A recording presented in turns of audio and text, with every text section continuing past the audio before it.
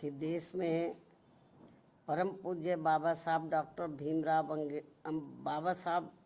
भीमराव अंबेडकर की मूवमेंट को आगे बढ़ाने वाली तथा दलितों एवं अन्य उपेक्षित वर्गों की बहुजन हिताय व बहुजन सुखाय के सिद्धांतों पर चलने वाली यहाँ एकमात्र अम्बेडकरवादी पार्टी केवल बीएसपी है। और जब से इस पार्टी के सांसद व विधायक आदि बने हैं तथा यूपी जैसे विशाल राज्य में भी ये पार्टी कई बार सत्ता में आई है, तो तब से केंद्र व राज्यों की भी सत्ताधारी और विपक्ष की भी अंबेडकर विरोधी जातिवादी पार्टियां किस्म किस्म के साम दाम दंड भेद आदि अनेकों हथकंडे इस्तेमाल करके बीएसपी को कमज़ोर करने में लगे हैं। और इस मामले में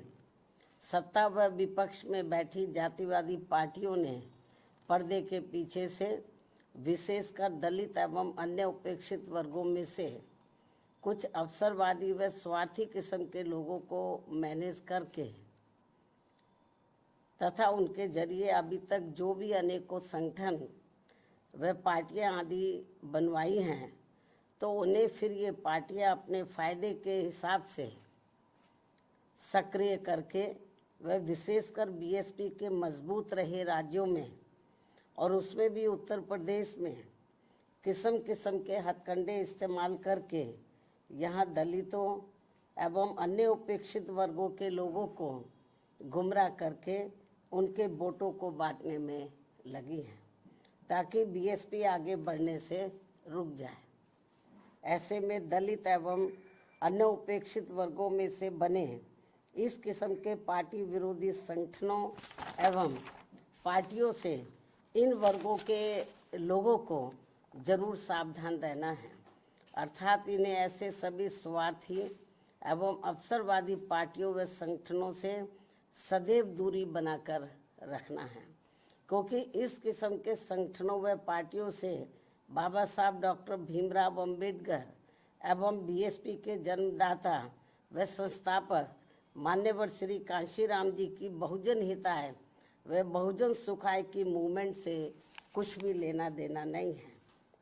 जबकि वास्तव में इनकी मूवमेंट को आगे बढ़ाने के लिए बीएसपी पूरे जी जान से लगी हुई है, जिसे आगे बढ़ते एवं मजबूत होते हुए देखकर अब पूरे देश में व खासकर यूपी में यहाँ सत्ता एवं विपक्ष की सभी जातिवादी पार्टियां बहुत ज़्यादा दुखी व चिंतित भी हैं। और अब पिछले कुछ समय से जब से बीएसपी फिर से मजबूत होनी शुरू हुई है, तो तब से अब यह सभी विरोधी पार्टियां विशेषकर दलित वर्ग से जुड़े अवसरवादी व स्वार्थी किस्म के संगठनों व पार्टियों आदि को विभिन्न स्तर पर इस्तेमाल करके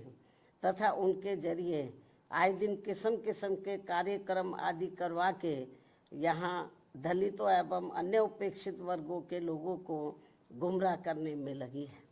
तथा उनकी ताकत को भी बांटने व कमज़ोर करने में लगी हुई है, जिनके बहकावे में इन वर्गों के लोगों को बिल्कुल भी नहीं आना है। और इसके लिए अब ये अवसरवादी व स्वार्थी किस्म के बने संगठन एवं पार्टियां यहाँ जातिवादी पार्टियों के हाथों में खेलकर तथा एक सोची समझी रणनीति के तहत बीएसपी के भोले भाले लोगों को अपने इन संगठनों व पार्टियों आदि से जोड़ने के लिए अब अपने कार्यक्रमों में व बैठकों आदि में मान्यवर श्री कांशीराम जी का व मेरा खुद का भी नाम लेकर ये कहते घूम रहे हैं कि हम तो इनके मिशन को ही आगे बढ़ाने में लगे हैं और इसके लिए हम बहन जी का भी काफ़ी सम्मान करते हैं। साथ ही ये भी कहते हैं कि बाबा साहब डॉक्टर भीमराव अंबेडकर के जिस अधूरे पड़े कारवां को बीएसपी पूरा करने में लगी है, उसके साथ हम भी खड़े हैं। इस किस्म की वो बातें करते हैं लोगों को गुमराह करने के लिए। इस प्रकार से ये सब लिपड़ी चिपड़ी बातें कहकर अब ये अवसरवादी एवं स्वार्थी किस्म के संगठन एवं पार्टियां बीएसपी के लोगों को गुमराह करने में लगी है तथा इस पार्टी को कमज़ोर करने में लगी हैं। जबकि इस मामले में हमारी पार्टी का ये कहना है कि यदि इनकी इन सब बातों में रत्ती भर भी सच्चाई होती तो तब फिर ये लोग विरोधी पार्टियों के हाथों में खेलकर अपने अनेकों संगठन एवं पार्टियां आदि नहीं बनाते और फिर ये लोग सीधे बीएसपी से ही जुड़कर अपनी बहुजन हिताय व बहुजन सुखाय की पार्टी को ही मजबूत करते। लेकिन ऐसा ना करके ये लोग एक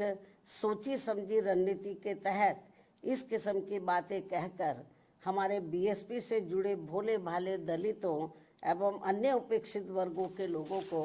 गुमराह करने में लगे हैं। इस किस्म की बातें कहकर बीएसपी को आगे बढ़ने से रोकने में लगे हैं, जिनसे इन वर्गों के लोगों को हमेशा सचेत रहना है ताकि यहाँ जातिवादी पार्टियाँ इनके जरिए बीएसपी को कमज़ोर व ख़त्म करने के अपने इस मकसद में कामयाब ना हो सके। इतना ही नहीं बल्कि अब ये विरोधी पार्टियां इनसे अनेकों और भी हथकंडे इस्तेमाल करवा सकती हैं ताकि फिर देश में बीएसपी का अस्तित्व ही ना के बराबर रह जाए। इसके साथ ही अब तो ये जातिवादी पार्टियां अपने राजनीतिक लाभ के लिए इन स्वार्थी व अवसरवादी संगठनों एवं पार्टियों को जिंदा रखने के लिए चुनाव में अपने वोट भी ट्रांसफर करा के इनके अब एक आधी एमपी व एमएलए भी जितवा कर भेज रही है। इतना ही नहीं बल्कि ईवीएम में भी धांधली करा के अब बीएसपी के उम्मीदवारों को जीतने भी नहीं दे रही हैं ताकि दलित एवं अन्य उपेक्षित वर्गों के लोगों का बीएसपी से मोह भंग हो जाए। हालांकि ईवीएम में धांधली को लेकर अब विपक्ष की पार्टियां भी काफ़ी कुछ बोल रही हैं। ऐसे में अब हमारी पार्टी सहित अधिकांश विपक्ष की पार्टियां भी यही चाहती हैं कि देश में सभी छोटे बड़े चुनाव पूर्व की तरह ही बैलेट पेपर के जरिए होने चाहिए, जो वर्तमान सरकार के रहते तो संभव नहीं हो सकता। लेकिन उम्मीद है कि सत्ता परिवर्तन होने के बाद ये सब संभव हो जाए। इसलिए ऐसी संभावना के चलते अभी अपनी पार्टी के लोगों को भी कतई निराश नहीं होना है, बल्कि इनको अपनी पार्टी को हर स्तर पर मजबूत बनाते रहना बहुत ज़रूरी है, क्योंकि देश में वर्तमान में चल रहे राजनीतिक हालातों में ये ईवीएम वाला सिस्टम कभी भी बदल सकता है और फिर यहाँ बैलेट पेपर से ही देश में हर चुनाव होंगे और ऐसा हो जाने पर फिर बीएसपी के भी अच्छे दिन पुनः वापस लौट आएंगे। इस उम्मीद के साथ ही पार्टी के लोगों को यहाँ जातिवादी पार्टियों के इशारों पर बने ऐसे सभी अवसरवादी एवं स्वार्थी किस्म के संगठनों एवं पार्टियों आदि के हथकंडों से सावधानी बरतते रहना बहुत ज़रूरी है। इसके साथ ही पार्टी के लोगों को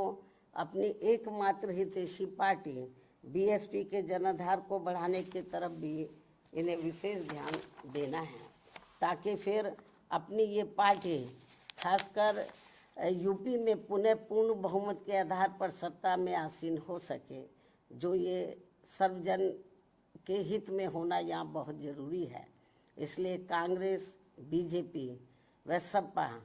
आदि इन पार्टियों के सहारे व इशारे पर चलकर दलित एवं अन्य उपेक्षित वर्गों की एकता व इनकी एकमात्र हितैषी एवं अम्बेडकरवादी पार्टी बीएसपी को कमज़ोर करने वाले ऐसे सभी अवसरवादी व स्वार्थी संगठनों एवं पार्टियों के नेता चाहे अपने निजी स्वार्थ में सांसद, विधायक व मंत्री आदि क्यों ना बन जाएं, तो भी इससे इन वर्गों के लोगों का कुछ भला होने वाला नहीं है। इसके अलावा यहाँ मैं ये भी कहना चाहूँगी कि पिछले कुछ समय से हमें ये देखने के लिए मिल रहा है कि देश की राजनीति में एक दूसरे के विरुद्ध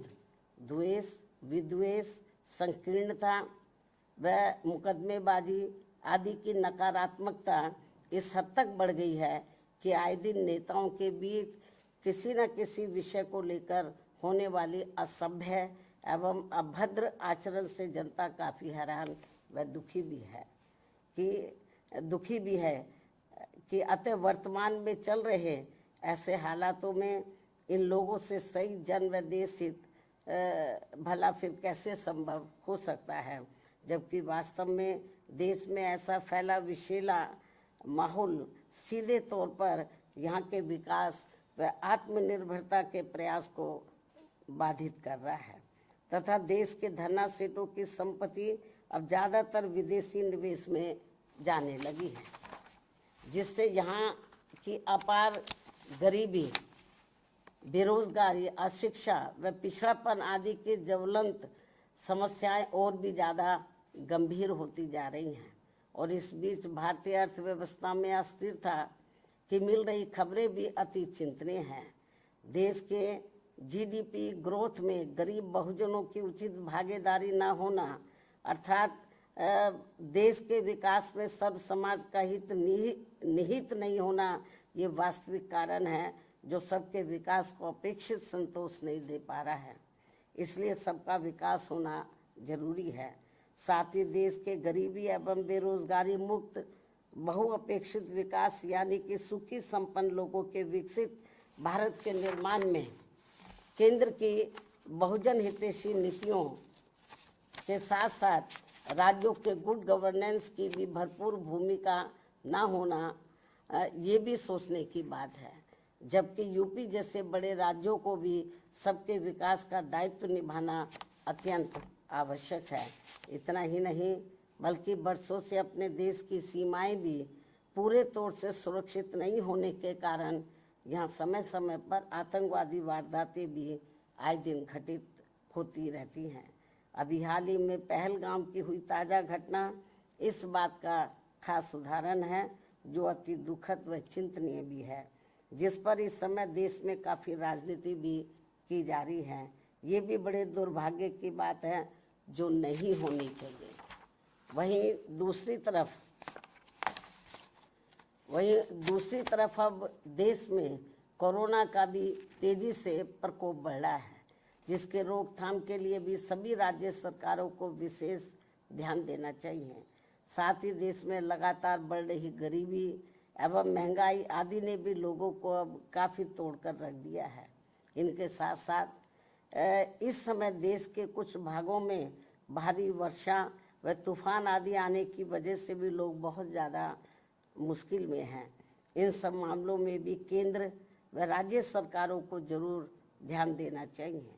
साथ ही सरकारें कार्यक्रमों के प्रति गंभीर व संवेदनशील न होने के कारण आए दिन मची भगदड़ में हो रही मौतें भी अति चिंता की बात है।